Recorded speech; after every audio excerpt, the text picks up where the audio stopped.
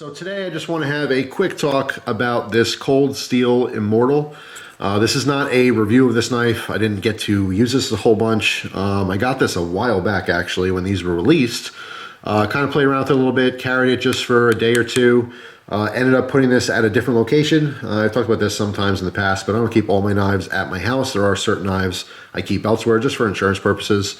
And I didn't have access to it for a while. Kind of forgot about it.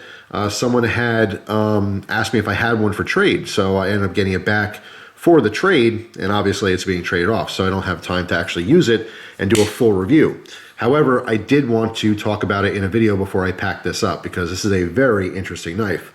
So, the cold steel Immortal, all right, obviously I got the box here. I do like these particular boxes. It's just a really cool sell. It's got all the information you need right on the front. In fact, you can pause your screen right there if you want to see the specs on this guy. Now this knife was offered in a couple different colors. I know there was a green one, there might have been a third color, maybe black or something, I forget. But then this one obviously is the tan or khaki handle. And this is also offered in at least two different steels that I remember. This one is the Cts Xhp, all right, which is an amazing steel. And this is actually a little bit more expensive than the other version. All right, this one sells for about $130. So right off the bat, gimmick aside of this being basically a pocket sword, all right, and crazy looking, you're getting a $130 knife with CTS Xhp. Now the other version of this knife is sporting an S35 VN blade. Two amazing steels, and I have to point out that is awesome for the price. I believe the S35 VN versions are like $125.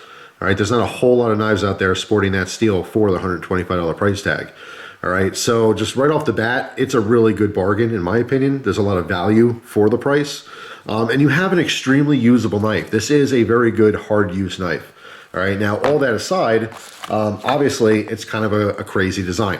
All right, so if you haven't already picked up on it, this is basically mimicking a Gladiator sword, okay? With the handle that flares out on the bottom as well as over here by the pivot, all right, acts as a double guard. And then, of course, the blade itself is mimicking that of a Gladiator sword, okay, with that shape. This kind of flares out, so the base is a little bit narrower, so it comes up. So you have a wide point here where you have your secondary point, and then, of course, it comes back in. All right, so essentially, if you cover this, this is what your blade is. It is a Tanto style blade. It's only single-edged, so we have a long straight edge here, and then a long straight, or a shorter straight edge here. Obviously your point and then a secondary point. So this is basically a Tanto blade, but I would call it a heavily modified Tanto. It is kind of cool. You can see the different grinds on here. Trying to get the light right. The top is of course not sharpened at all, but this leads to giving you a stronger tip. Even though it's kind of a finer tip, there's a lot of metal behind there. All right, so the likelihood of it snapping off is a little bit less. This also uses the Triad Lock, okay? Because this flares out, the pin is just inward a little bit, but it's the same Triad Lock. There's the pin in there. So when the blade is open, all right, it's resting against the pin, and then the back lock here, or lock bar, is resting against the pin as well. The Triad Lock is an amazing, amazing lock system, okay? There's separate videos on YouTube. I may make my own video in the future just so that some people get to see it more, but someone has an awesome video out there on how the Triad Lock works. This is a very unique lock system, so that if you have enough pressure on the blade that it deforms the lock, it still locks up without any kind of wiggle. It really is amazing if you look at the science of how that's created. Extremely strong lock, extremely nice blade steel on this. The only thing is it's going to be totally hit or miss for people. People are going to look at this knife and either think it's totally stupid or they're going to think it's totally awesome. I have to say that it is comfortable in a lot of respects, except for because it flares out with my hand size, the back of this right here just rubs on the inside of the hand, okay? Obviously, I didn't get to use this very hard.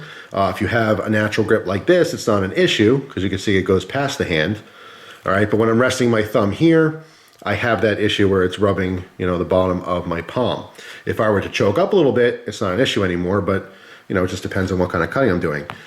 More times than not, I'm probably going to put my thumb here and have my hand back a little bit on the handle as opposed to choking up on it. You can choke up on it, and it is fairly comfortable.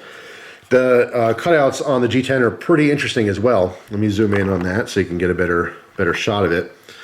So you can see there's these long channels that are cut out, and then there's a little channel in between, but where these peaks are, there's textured G10. Okay, well, obviously it's all G10, but it's textured there. All right, so it does actually facilitate a lot of grip. And then when your fingers, when you naturally hold the knife in the hand, as your fingers wrap around, these work like little finger channels. Okay, so it is actually really comfortable when your fingers happen to land in those channels. Also, they have the Andrew Demko, thumb plate. So basically, when you're opening this knife, you're using it kind of like a thumb disc, all right? And obviously it's lefty or righty friendly. So this knife is 100% ambidextrous, which is nice. A lot of lefties will appreciate that. But also because of the style, it sticks up off the spine a little bit. So this is tip up right side carry.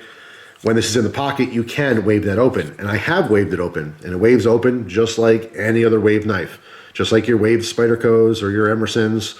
So even though this is kind of a funky looking knife and kind of a beast, you can get it out very, very fast and get it into action if you need to. If you look at the base here, you can see that there's an extended spacer. All right, this is a black piece. This has a hole that goes through it for a lanyard. All right, so a very large lanyard hole if you're into throwing on your decorative lanyards and stuff. But also the base here is quite aggressive. All right, and it does extend past those handle scales. So of course, in a defensive situation, if you want to do something non-lethal and just kind of get someone off of you, that can certainly help. But even though it is aggressive, it doesn't actually come in contact, with your hand at all when you're using the knife. All right, in multiple grips, even reverse grip. All right, if you put your thumb on top, it just facilitates more grip.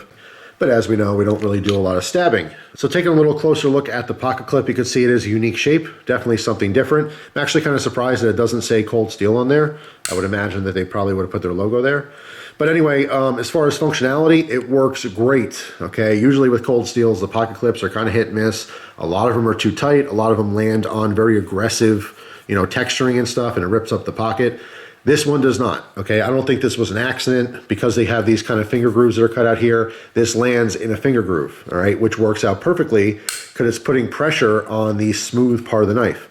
If this were to land on one of these textured ridges, it would probably be a little bit too aggressive for the pocket, and people wouldn't like it. But this actually carries and clips very, very nicely. Overall, I really do like this knife. I think it's awesome. If I kept it and used it and did a review on it, I'm sure it would have been a very positive review. I don't really see what could have went wrong. This is an actual user. This is something that you can take out. It will hold an excellent edge. You have plenty of cutting space there. It's a beefy knife. It just really comes down to whether you like the design or not.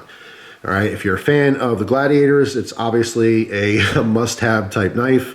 Like I said, some people are going to look at it and think it's ridiculous. Other people are going to think it's awesome. But either way, I'm here to tell you that it is a very high-quality knife, and for the price tag, you are getting a lot of value with this one. So anyway, that is the Cold Steel Immortal. If you guys have these and carry them, let everyone know in the comment section what you think of it. But I think it's pretty darn cool. So that's it for now. Thanks for watching. Hope you guys have a wonderful day, and I'll see you tomorrow with a brand new video. Take care.